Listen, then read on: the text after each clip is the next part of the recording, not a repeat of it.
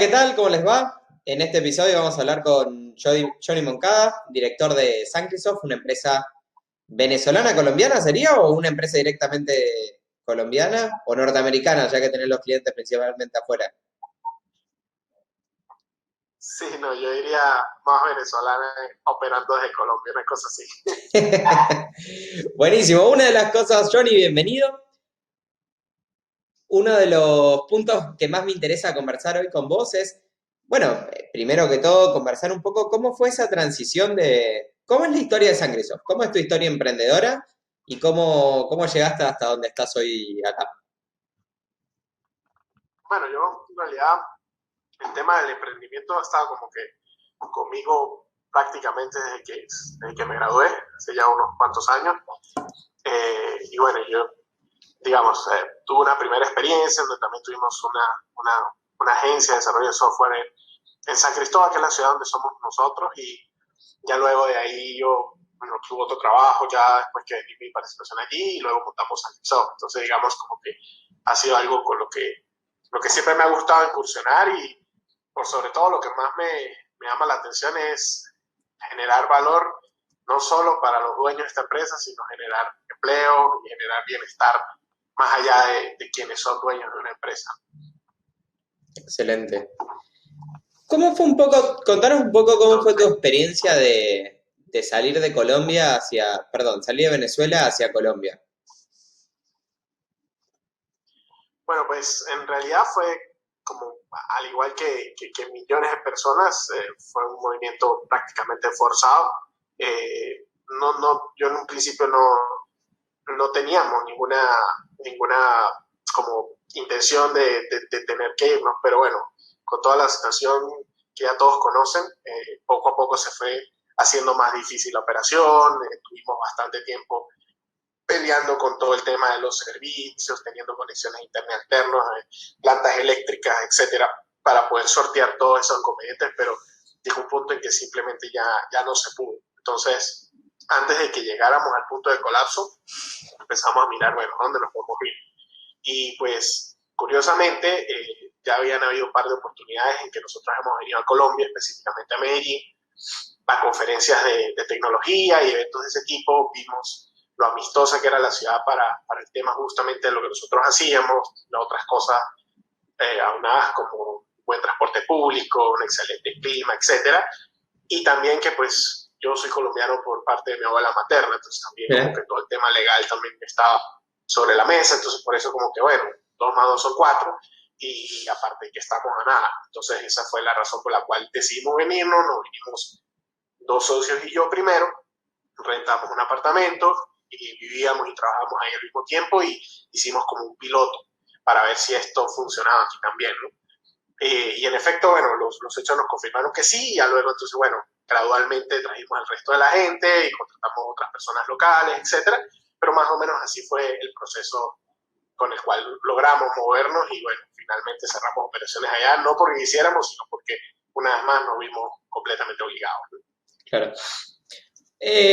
Hace un mes nos pasó una cosa muy curiosa, un señor, creo que me lleva como 20 años, que trabajaba con nosotros en el equipo. Él es de Venezuela, pero vive en Argentina. Y bueno, le pasó una situación media complicada con la propiedad de él, con una propiedad que tenía en Venezuela, y él decide volverse. La verdad, fue todo un lío. Llegó un momento donde yo le dije, hacer un corte y barajá de nuevo, digamos, como que es una macana, pero ya no vas a poder volver, digamos, como, o va a ser muy difícil, ¿no? Como vos seguís trabajando, y es el día de hoy que hablo y no está ni trabajando ni está pudiendo volver. Y sin embargo, si bien yo sé que el consejo es fácil, digamos, ¿cómo vos, qué le recomendarías, lo difícil es implementarlo, qué le recomendarías a un dueño de que está en una situación de crisis y sabe que debería hacer esto que vos hiciste y el esfuerzo que eso implica, pero que todavía no se anima o todavía le falta ese empujón? Bueno, yo creo o sea, son movimientos pues bien trascendentales, porque no es algo que, digamos, te cambia la vida literalmente, no solo a ti, sino a toda la familia, a los que lo rodean a uno, etcétera. Pero mi consejo de oro sería, con mi experiencia, hagan un plan, porque es algo que sí he observado mucho. Aquí, por ejemplo, aquí en Medellín hay algunas comunidades de emprendedores venezolanos que se vienen para acá. Y entonces he observado mucha gente que fracasa porque piensan que lo que hacían en Venezuela va a funcionar acá igual, y eso suele ser un error. Entonces, no necesariamente va a funcionar, ¿no? Nosotros pues tuvimos la fortuna de que pues el día uno vendíamos para clientes de Estados Unidos principalmente, entonces bueno, el hecho de que estuviéramos en Venezuela o acá no cambió Sí. mucho la situación, eh, pero sí he notado que hay gente que no toma en cuenta como el cambio, ¿no? Eso diría yo, y lo otro es no hacerlo como de 0 a 100, que es otra cosa que también he observado, gente que de repente vende su casa, vende sus carros, vende todo en Venezuela y no me voy. Entonces también eso también puede ser contraproducente porque no tienes el éxito garantizado. Entonces, y yo creo que sí se vale hacer rollback, que es algo que la gente suele como satanizar mucho, el que se vuelve, lo tildan de fracasado.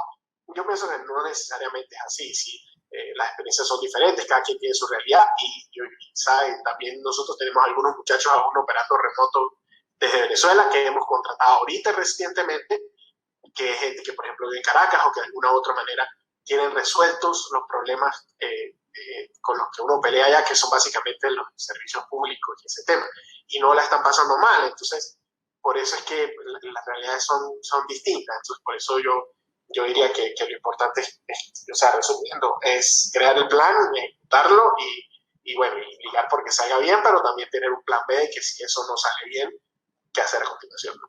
Excelente. ¿Cuáles fueron tus mayores aprendizajes como emprendedor en lo que vas de camino recorrido? Bueno, sí, en mis dos experiencias como principales, que han sido básicamente Microsoft y una empresa de la cual fui socio anteriormente, yo creo que ha sido como un proceso, digamos, como de maduración, ¿no? Eh, la primera gran lección que yo saco de las experiencias es como poder tener o apreciar más el valor, que creo que es algo que tengo mucho más claro ahorita que en mi experiencia anterior, del esfuerzo que conlleva tener una operación, una empresa que anda, que produce mes a mes, que tiene una nómina de trabajadores, etcétera, que eso no es tan fácil reconstruirlo de hoy a mañana.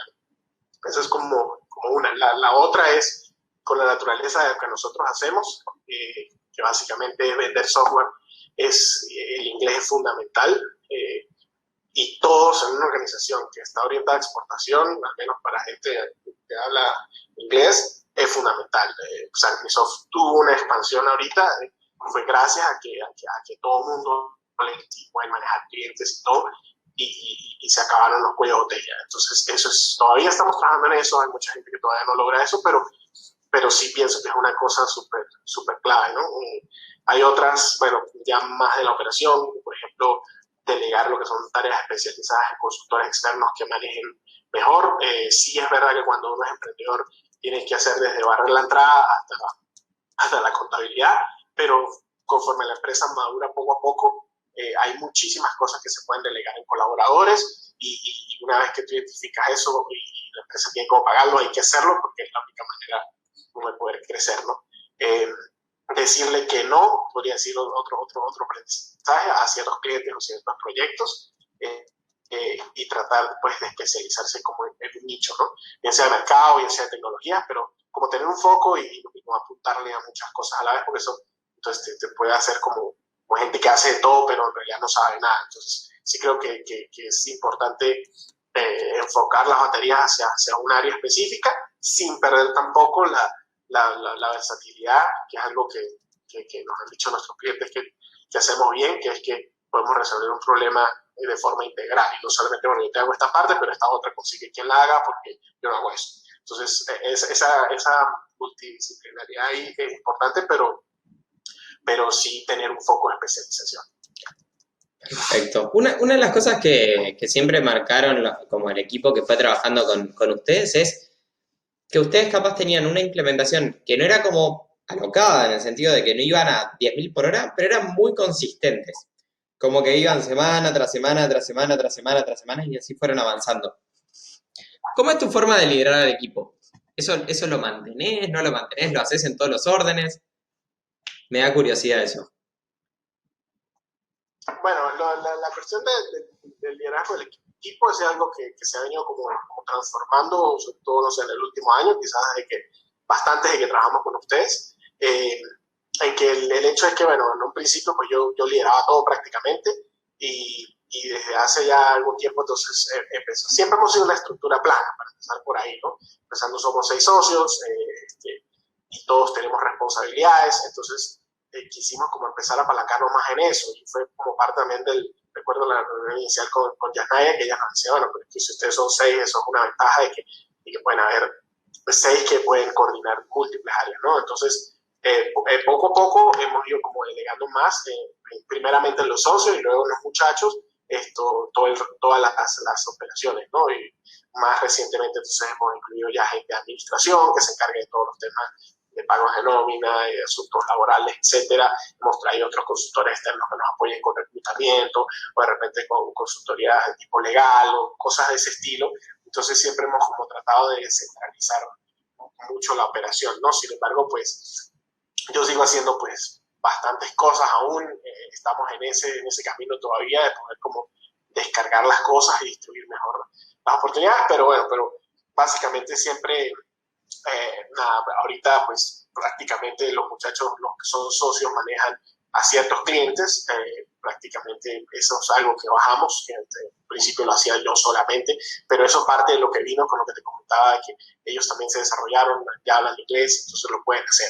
También antes había una limitante en ese sentido, entonces son cosas pues, que han ayudado muchísimo, ¿no? Un par de consideraciones últimas que me interesa mucho escuchar de tu parte. Este podcast lo escuchan principalmente empresarios medianos, o sea, generalmente no es tanto un emprendedor inicial, tampoco un emprendedor muy grande o el dueño o un empleado como SEO. ¿Qué le recomendarías al dueño de una empresa mediana de la TAM que está en un proceso de expansión como el que ustedes están? Que están empezando a delegar tareas, que ya están un poquito lejos de la operación diaria, no capaz tan lejos de ir monitoreándola, pero están en esa como situación incómoda de ir creciéndola. ¿Qué aprendizaje tuviste? ¿Qué le recomendarías? Bueno, eso es algo que todavía yo me estoy respondiendo. Yo creo que sea una oportunidad como para dar un super consejo.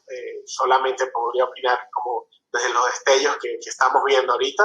Eh, lo que yo diría es que parte fundamental es poder delegar, ¿no? Y cuando se delegan las tareas, también se delegan las responsabilidades. Creo que eso pues, es algo bien importante porque es la única manera, como te decía hace un rato, de eliminar los cuellos de botella, ¿no? Sin embargo, bueno, seguimos peleando con eso, hay muchos clientes que siguen exigiendo que sea yo, que sea alguno de los muchachos que son socios, específicamente los que tienen que atenderlos. Tampoco es fácil también educarlos a ellos y que, mira, el servicio que te va a prestar esta persona va a ser igual al que te presto yo. Y eso es en lo que nosotros más estamos trabajando y pues ahí la clave creo yo que es tener buen talento. Al fin del día, una empresa como la de nosotros es 98% conocimiento y 2% es computadoras y sillas, ¿no? Básicamente. Entonces, esa parte sí es muy importante. Yo diría, como otro de los grandes aprendizajes que hemos tenido en los tiempos recientes es ese dicho de contratar lento y despedir rápido. Creo que ahí nosotros hemos cometido algunos errores en que hemos sido lentos en despedir. Eso trae consecuencias, no en inmediato plazo, pero sí a largo y también pues te quita otras oportunidades de poder mejorar el equipo. Entonces, eso es algo que diría yo que es importante y que ha sido también de la parte de las lecciones que hemos aprendido, ¿no? Excelente. Una última pregunta. ¿Qué pregunta no te hice y te hubiera gustado que te haga en este periodo de tiempo? Um, no, bueno, en realidad no tengo como nada específico que acotar. Simplemente nada, de repente, no sé, quisiera comentar un poquito de la experiencia de trabajar con ustedes. Creo que fue algo como valioso. De repente eso porque fue algo nuevo que hicimos, ¿no? Nosotros, lo que es el proceso de venta o de marketing como tal, lo hacíamos, pero de manera como muy empírica, ¿no? Y no teníamos como las herramientas. A partir de la consultoría con usted, bueno, las obtuvimos, aprendimos un montón de canales, un montón de cosas, ya eso dio unos frutos también. Y bueno, y eso creo que es súper valioso, es algo que tenemos que fortalecer muchísimo aún, pero pues nada, es algo que me pareció bien, bien chévere, bien valioso.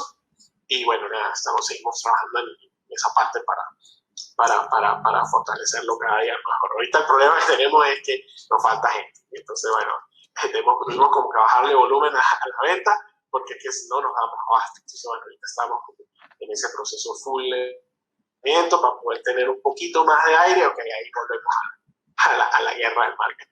Excelente, Johnny. Muchas gracias por tu tiempo.